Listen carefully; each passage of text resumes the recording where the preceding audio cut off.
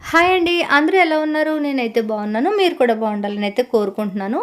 ఈ ఆషాఢ మాసంలో మునగాకు కూర తినాలి అని అందరూ చెప్తారు కదా! మీలో ఎంతమంది వండుకున్నారు? నేనైతే ఒక స్టోరీ చెప్తాను నా చిన్నప్పుడిది. మా అమ్మ ఆషాఢ మాసంలో ప్రతి ఆదివారం ఈ మునగాకు పప్పు కూర చాలా బాగా చేసేదండి పొడి పొడిలాడతా. కానీ చిన్నప్పుడు మేము తినము అని మారం చేసేవాళ్ళము. ఇప్పుడు మన పిల్లలు కూడా అంతే కదండీ. అలాగే అప్పుడు మా అమ్మ ఏం చెప్పిందంటే ప్రతి ఆదివారం మునగాకులో అమృతం అనేది దేవుడిస్తాడు. మనం అందుకే తినాలి. అందంగా మంచిగా పుష్టిగా తయారవుతారు పిల్లలు అని చెప్పిందండి. కానీ నేను అది చెప్పిన తర్వాత తినడం మొదలుపెట్టాను.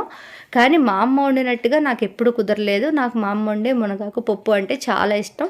మీలో ఎంతమంది అమృతం ఉంటుందని అమ్మలు చెప్తే తిన్నారో నాకు తప్పకుండా కామెంట్ చేయండి. నేనైతే అమృతం ఉంటుంది అని చెప్తేనే తిన్నాను. అంటే మునగాకులో అన్ని మంచి పోషక విలువలు అయితే ఉన్నాయి కాబట్టి అలా చెప్పేవారేమో మరి మన పెద్దవాళ్ళు.